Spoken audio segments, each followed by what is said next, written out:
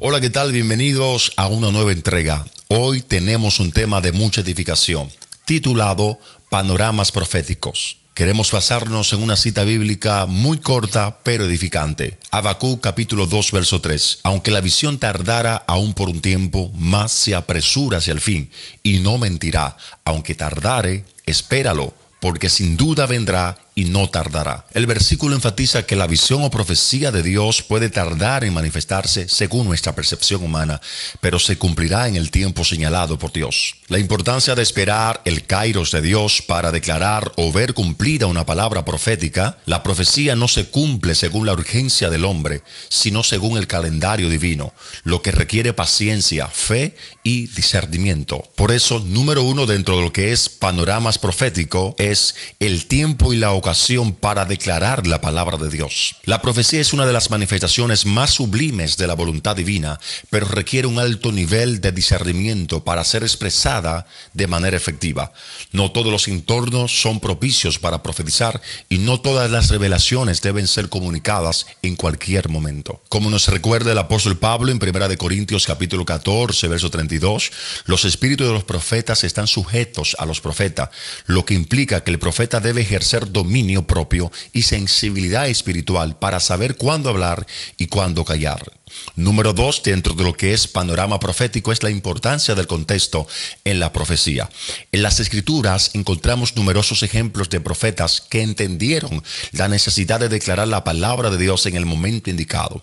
Jeremías, por ejemplo, fue enviado a proclamar juicios sobre Judá, pero también se le ordenó esperar en ciertas ocasiones hasta que Dios le indicara el tiempo adecuado. De la misma manera, Eliseo solo profetizó a ciertos reyes en determinadas circunstancias, dependiendo de la voluntad de Dios en ese instante. Jesús mismo, como el profeta supremo, practicó este principio en Juan capítulo 7, verso 6. Dijo a sus hermanos: mi tiempo aún no ha llegado, mas vuestro tiempo siempre está presto.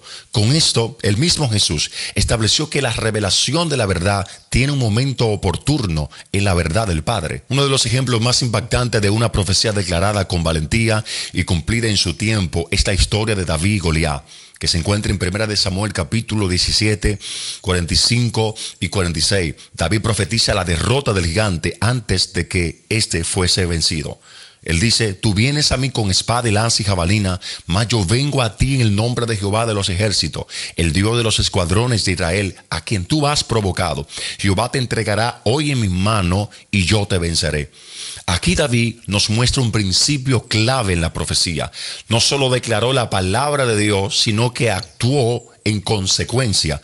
No se limitó a anunciar la victoria, sino que tomó la piedra en su mano y corrió hacia Goliat, con la certeza que lo que había profetizado se iba a materializar. Esto nos enseña que la profecía no es un discurso vacío, sino una declaración que, cuando es inspirada por Dios, debe ir acompañada con la acción y con la fe. Santiago capítulo 2 verso 26 nos recuerda: porque como el cuerpo sin espíritu está muerto, así también la fe sin obra está muerta. Otro principio dentro de lo que tiene que ver panoramas profético. Número 4, profecía y el kairos de Dios. Eclesiastés capítulo 3 verso 1 nos dice: todo tiene su tiempo y todo lo que se quiere debajo del cielo tiene su hora. La profecía está sujeta al kairos de Dios, no al cronos del hombre. El kairos es el tiempo divino en el momento perfecto en que Dios establece para que algo suceda. Por eso, un profeta no debe hablar por emoción o por presión humana,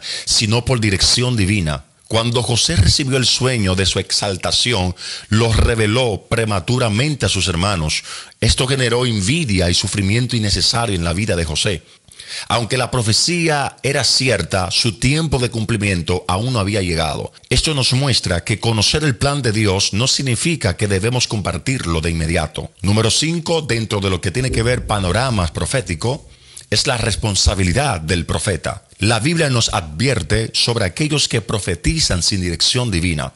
Jeremías capítulo 23, 16 y 17, Dios nos dice: no escuchéis las palabras de los profetas que os profetizan, os alimentan con vanas esperanzas, hablan visión de su propio corazón, no de la boca de Jehová. Estos versos nos llaman a ser responsables, a declarar la palabra en su nombre, que debemos de asegurarnos de que realmente proviene de Él. En conclusión, El equilibrio entre profecía y obediencia. Profetizar es un privilegio, es una responsabilidad. No se trata de una plataforma para impresionar o manipular, sino es un llamado para comunicar fielmente lo que Dios ha revelado. La profecía requiere sensibilidad al Espíritu Santo para saber cuándo hablar, cuándo esperar y cuándo actuar. Jesús nos dio el mejor ejemplo al decir en Juan capítulo 12, verso 49, porque yo no he hablado por mi propia cuenta. El Padre que me envió, Él me dio el mandamiento de lo que debo de decir y de lo que debo de hablar. Por eso es importante que cada profeta, ministro, creyente que desee moverse en lo profético, lo haga con la misma obediencia y reverencia, esperando el kairos de Dios para declarar la voluntad de Dios en la tierra. Hemos compartido con ustedes la primera serie Panoramas Proféticos. Hasta una próxima entrega.